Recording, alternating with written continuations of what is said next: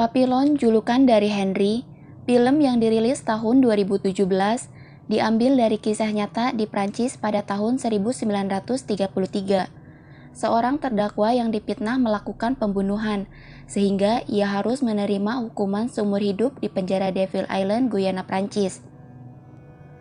Papillon seorang narapidana yang berkali-kali mencoba melarikan diri dari tahanan, ditemani oleh Louis Degas, seorang penipu yang bersedia membiayai pelariannya.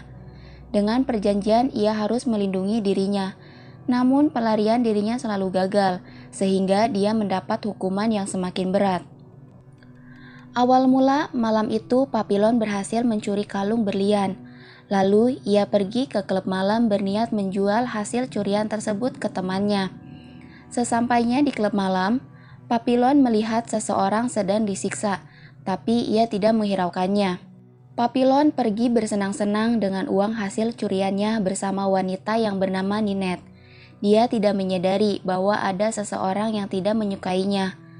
Keesokan harinya, seorang mengetuk pintu kamar Papillon menagih uang sewa kamar.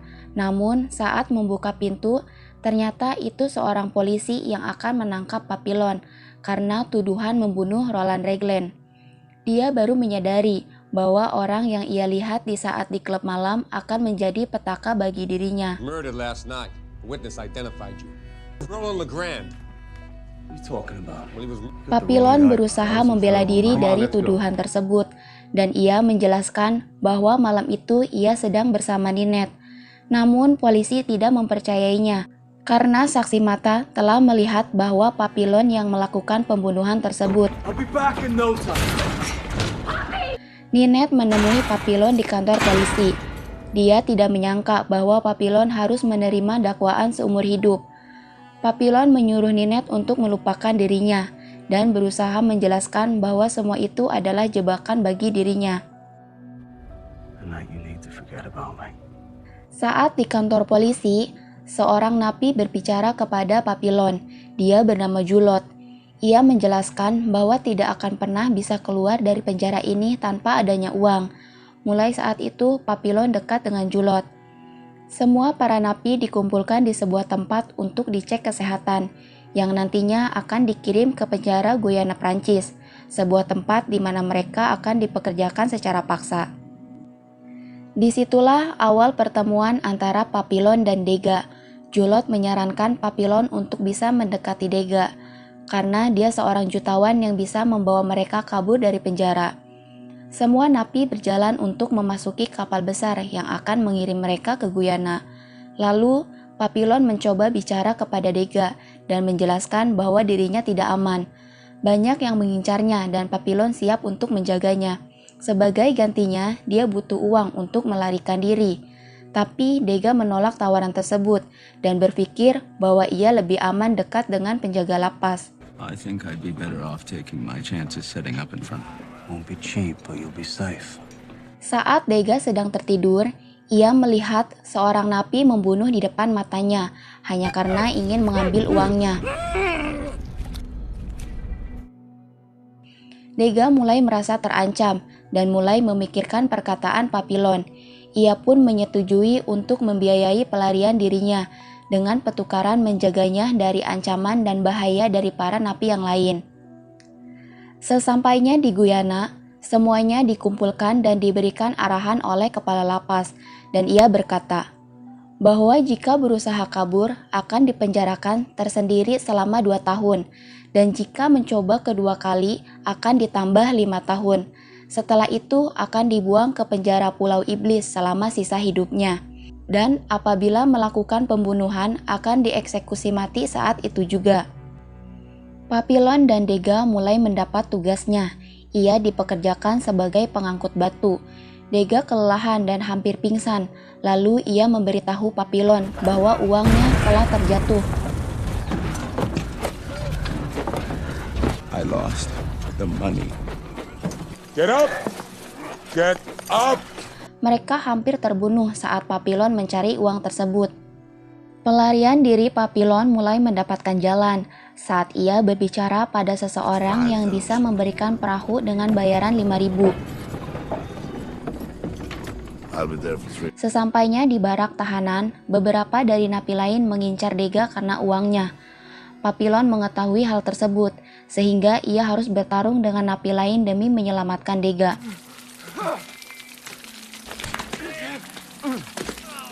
Dega mulai berpikir bahwa dirinya tidak akan aman jika tidak bersama Papillon, sehingga ia memutuskan untuk ikut kabur bersama Papillon. I need to come with you. That long before my appeal. Can't come with me, Dega. Namun Papillon menolak karena itu di luar kesepakatannya. Keesokan harinya, para napi berkumpul untuk melihat eksekusi napi yang mencoba kabur dan membunuh penjaga sel. Papillon pun kaget saat ia melihat ternyata itu adalah Julot. Semua para napi terdiam dan menundukkan kepala saat menyaksikan eksekusi mati Julot dengan cara dipancung.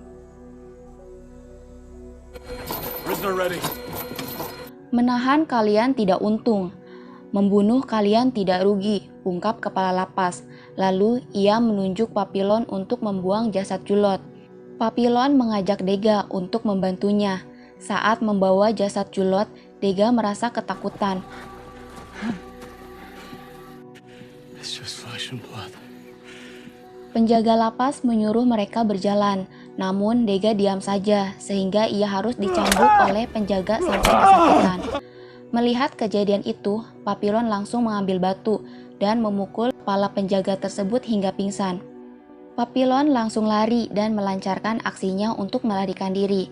Para penjaga mengejar sambil menembakinya, tapi Papillon berhasil lolos dengan melompat ke sungai. Dengan kerja kerasnya, Papillon sampai di tepi pantai. Lalu ia bertemu dengan pria yang menjanjikan memberikan perahu. Papillon tidak menyadari bahwa semua itu hanyalah jebakan bagi dirinya.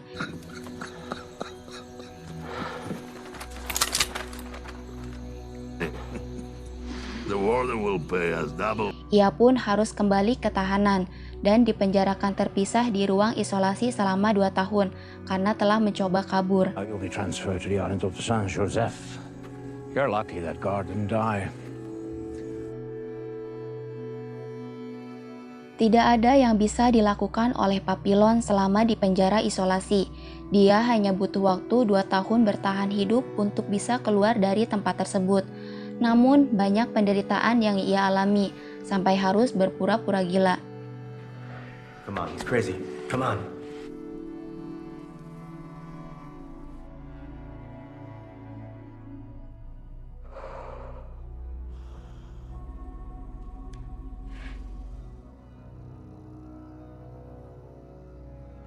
Dua tahun kemudian, Papillon terbebas dari tahanan isolasi. Para penjaga membawanya ke tempat pengobatan. Di sisi lain, Dega sudah menjadi bagian dari barak lapas. Mengetahui Papillon sudah terbebas, ia pun langsung menemuinya. Dega sangat prihatin melihat kondisi Papillon. Dia berusaha bicara padanya. But my wife's doing very well. As you predicted, she recently married my lawyer. Lalu Papillon menjawab, "Terserah denganmu," sambil tersenyum. Dega kaget saat melihat Papillon masih tersadar. Dega berkata, "Kukira kau sudah gila.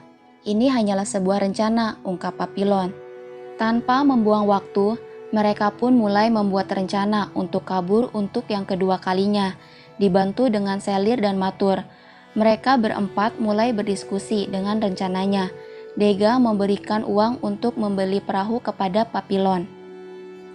Dega mulai beraksi dengan mencampurkan obat tidur ke minuman para penjaga. Lalu Papillon dan 2 temannya mengelabui penjaga untuk mengambil kunci tahanan dan berhasil melumpuhkan beberapa penjaga.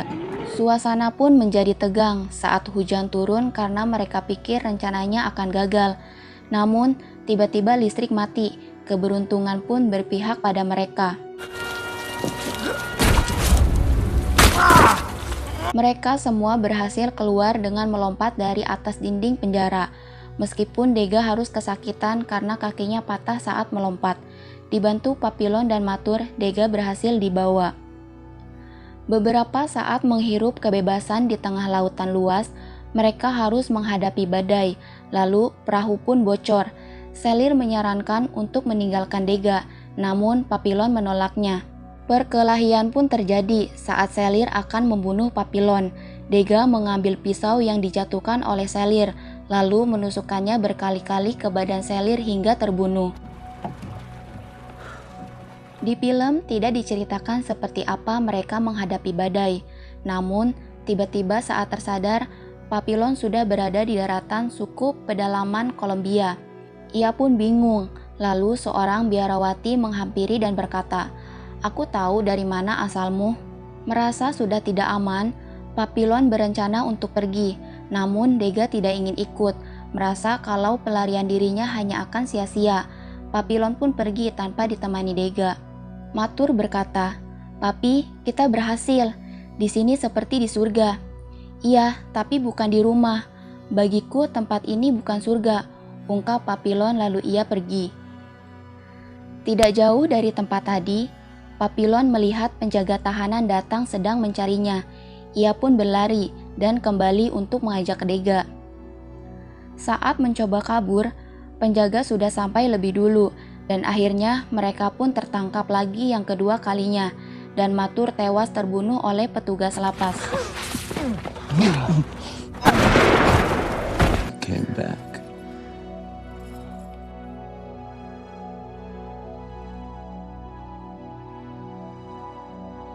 Sesuai peraturan di penjara, jika berusaha kabur dari penjara untuk yang kedua kalinya, maka ia akan dikurung di ruang isolasi selama 5 tahun dan akan dipindahkan ke penjara Devil Island selama sisa hidupnya. Kepala lapas pun kaget melihat kondisi Papillon yang masih hidup. Ia berkata, "Untuk apa kau hidup? Hanya beberapa yang selamat dari ruang isolasi. Sekarang aku melihatnya sendiri." Papillon tidak berkata apapun, lalu kepala lapas memerintahkan penjaga untuk mengirim Papillon ke Devil Island. Sesampainya di Devil Island, Papillon dilihatkan dengan bangunan tua yang diisi oleh orang-orang yang tinggal menunggu kematiannya.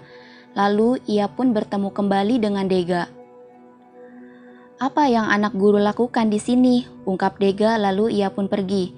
Papillon mengikutinya tanpa bicara apapun. Keesokan harinya, Papillon pergi ke atas bangunan, lalu mengatakan kepada Degas bahwa kita bisa melompat ke laut untuk melarikan diri.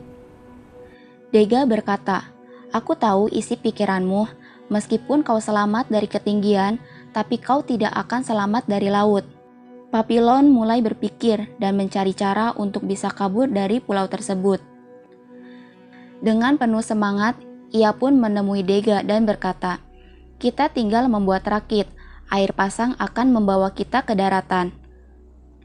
Mereka pun mulai membuat rakit dari karung yang diisi dengan buah kelapa. Namun di saat semuanya sudah siap, Degas berkata, "Aku harus tinggal di sini, alasannya sama sepertimu." What are you talking about? I belong here.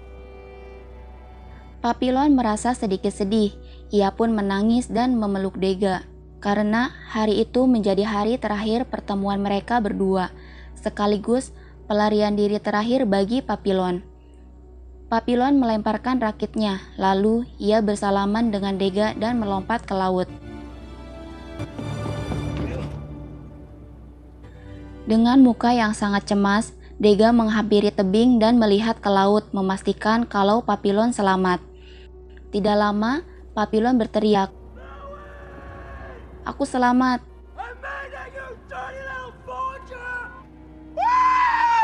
Dan kisahnya pun selesai.